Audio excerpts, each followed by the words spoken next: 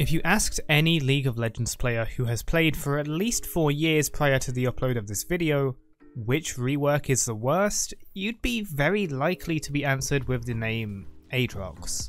But the reasons might not always be the same, nor what you may expect depending on who you ask.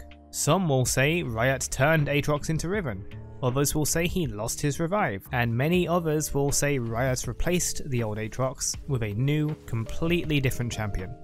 But where does all of this come from? To figure that out, first we have to look at Aatrox before the rework.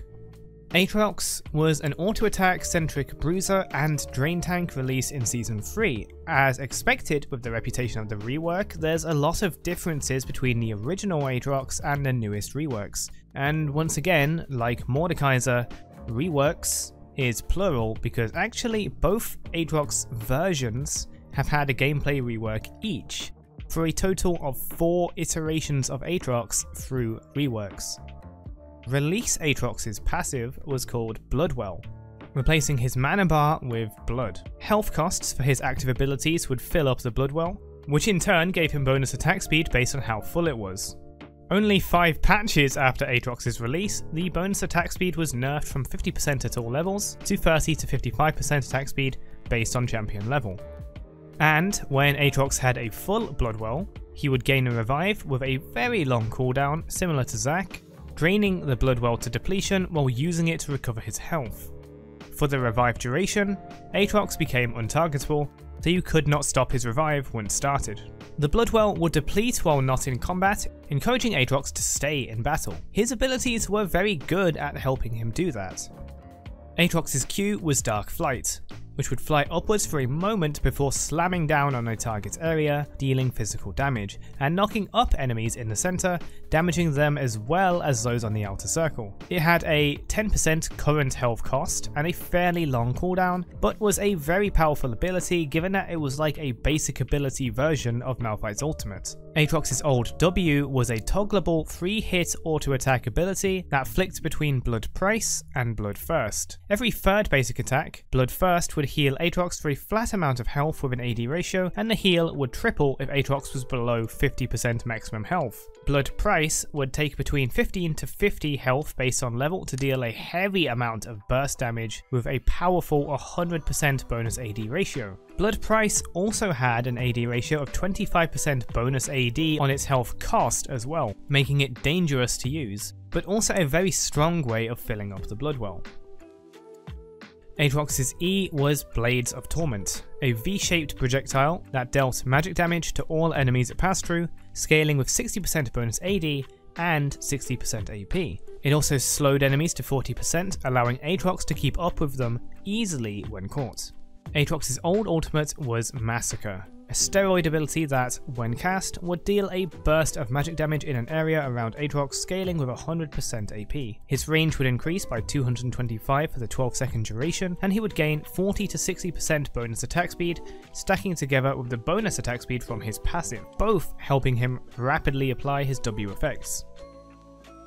The first iteration of Aatrox was not considered amazingly strong, except for a short-lived spotlight in pro play near his release, though this was more down to his Q being an incredibly powerful CC tool similar to a Malphite ultimate if memory serves me correctly. However, as an auto-attack champion with no way of gaining movement speed to stick to enemies and only one long cooldown telegraphed dash, he wasn't that easy to play. His W effects being a 3-hit passive means sometimes he wouldn't attack fast enough to keep them going, and if the effect was Blood Price, he could be accelerating his own death. And this is being generous enough to assume Aatrox could keep up with his target anyway. That wasn't to say he was useless at all, as Aatrox was the absolute king of sustain, rivaled only by champions like Warwick who heal on literally every attack. After only 6 adjustments to Aatrox's numbers over 5 years, Riot announced a major rework coming to Aatrox in the form of a full visual and gameplay update. But in Season 7, they gave him a mini rework to modernize him for the time being. This first rework of Aatrox changed how Bloodwell worked, which in turn changed a lot about how Aatrox worked. First, abilities no longer had health costs, and instead would just charge a stack of Bloodwell on cast or on Blood Price hit. The new Bloodwell no longer relied on actively filling it by both playing and building large amounts of HP and AD to raise your own health costs, and instead had a maximum blood of 5, with each ability you cast giving 1 blood. Not part of the Season 7 rework was a fairly major change from Season 5, patch 5.6, which added for Aatrox's ultimate to grant 20% maximum blood per enemy champion hit by its AoE magic damage, which worked so well with the new Bloodwell that I could have sworn it was part of this rework. Instead of a gradual increase in attack speed, gaining full stacks of blood would cause Aatrox to enter Blood Rush for 4 seconds, gaining 25% increased base AD and 20 to 50 bonus attack speed based on level, rapidly losing blood over the duration. However, dealing or taking damage with enemy champions would refresh the Bloodwell, and so it could be sustained forever while in combat. Though Bloodwell was the most major change, his other abilities had their numbers changed as well. All of them had their damage lowered for the most part, including lowering the AD ratios on Q and W, though raising the E ratios slightly while removing the AP ratio. The improved Blood First W now no longer restored health based on your AD, but instead based on 5% of your missing health, meaning you would gradually gain more healing when on lower health instead of tripling all healing below half health, and encouraging purchasing HP in the first place. Blood Price had its health cost removed like the other abilities, but had its base damage and AD ratio lowered dramatically more. That said, the more balanced, non-self-destructive Blood Price made it much more viable to use more often, rather than just leaving it on healing mode all the time, as I believe many old Aatrox players did prior to this rework. His E still had a health cost, which was now 30 instead of 5% current health, and the damage type was changed to physical, allowing him to benefit more from items like Black Cleaver. Though I was first opposed to these changes, I really quickly warmed up to them over a few games, and had a lot of fun experimenting with new build ideas and tricks you could pull off, like going for solo dragons, heralds, and barons as soon as possible. Bear in mind, around the time of this rework, dragons spawned at 2:30 on the game clock, and Rift Herald was like a temporary super sheen effect with a cooldown. Aatrox was the embodiment of the drain tank playstyle, rewarding staying in combat with the ability to heal through what enemies had to throw at you, and choosing to focus your damage through Blood Price to annihilate an enemy. Even if Aatrox hardly, if ever, built AP, the magic damage burst on ultimate following a Dark Flight to engage was one of the most satisfying initiations in League of Legends in my opinion. Rather than just auto-attack chasing down an enemy carry in a teamfight, you had to carefully choose which W toggle to use for the given situation, and often choose closer targets in order to drain as much HP as often as possible to continue tanking, giving your team time to follow up. Though I don't usually mention lore in these videos, Aatrox's old lore was actually quite short, as not much was actually known about the Darkin. The only things known about Aatrox were that he would, on wings resembling banners, fly down and turn the tide of battle, inspiring those on the losing side to fight. And the initiation I mentioned reflected this quite literally several times while playing Aatrox. Teams that believe you're intentionally feeding until they see just how long you're managing to survive by drain tanking. To others, it often seemed like frantic, mindless auto-attacking, but to the Aatrox player, it was a careful, beautiful dance with death.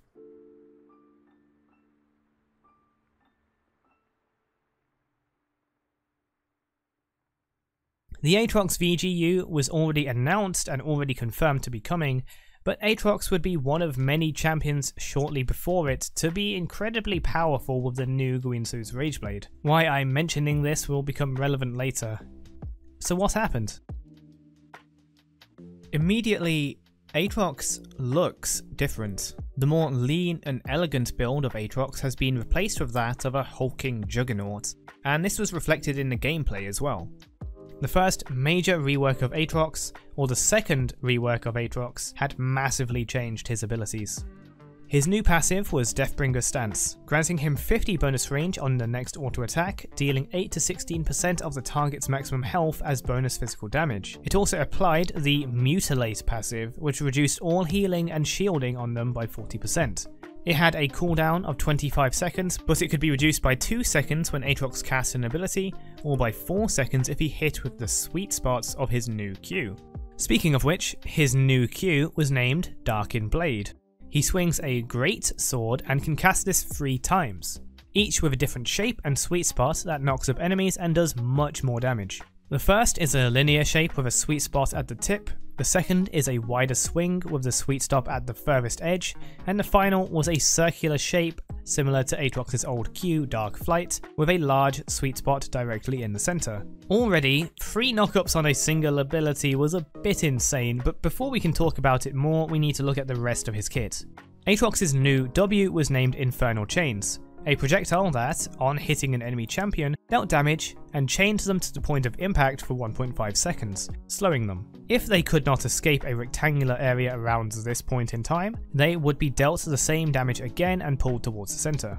If a bit of a weird ability, it helped Aatrox land his Q sweet spots and clues us in that these 3 Qs are going to be his main mechanic only halfway through his kit. Aatrox's new E was Umbral Dash, and it came with 2 parts. The active part was a short dash in the target direction that also gave Aatrox a steroid of 15 to 55 bonus attack damage for 1.5 seconds, which seems like a comically short amount of time to have bonus attack damage. However, like his W, his E is supposed to be used in conjunction with his Q. In fact, you cannot move during his rather slow Qs, except with his E. This dash had 2 charges on release as well, allowing you to easily land 2 of your Qs with bonus attack damage. The passive portion was simply that Aatrox heals for 15 to 20% of pre-mitigation physical damage that he dealt.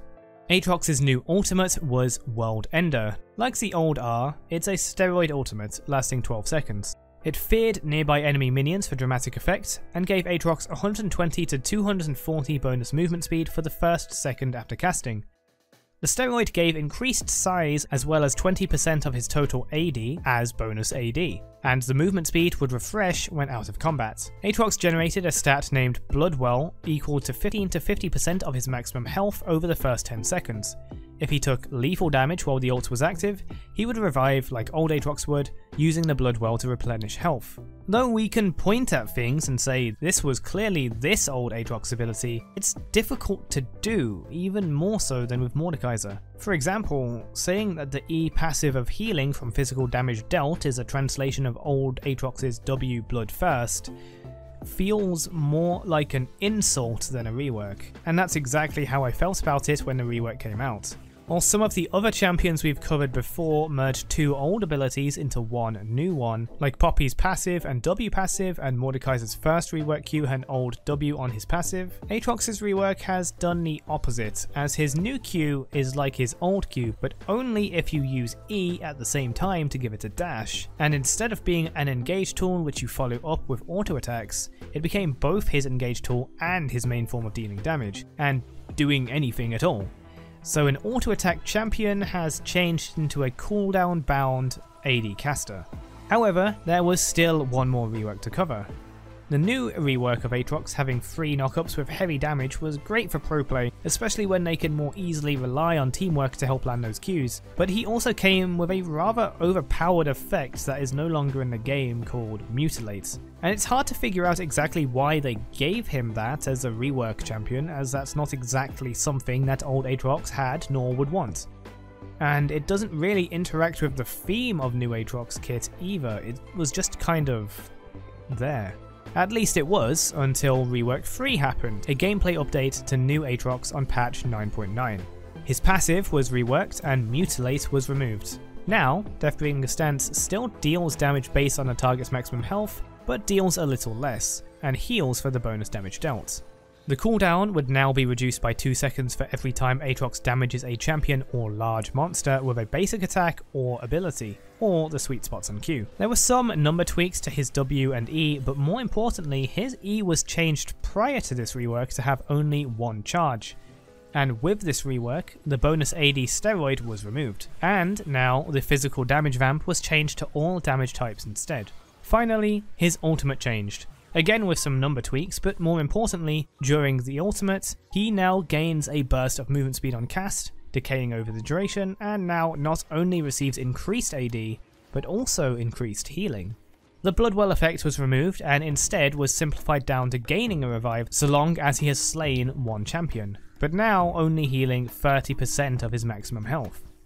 This rework was a breath of fresh air compared to the last. Aatrox once again had some auto attack synergy, with his passive acting like the empowered Blood First and Blood Price from old Aatrox, and could even tick down with auto attacks as well as abilities, encouraging weaving in auto attacks rather than practically being a pure caster. The E change was significant as well, especially at the time, as one of the best on-hit healing items was Wit's End, which used to straight up heal you on hit as well as deal magic damage, making it the perfect sustain item with magic resist. With Aatrox's E passive, you heal off both its effect and the damage dealt. This would of course work with other on-hit effects like Blade of the Ruin King and Guinsoo's Rageblade as well. The latter would also cause your passive cooldown to tick down faster.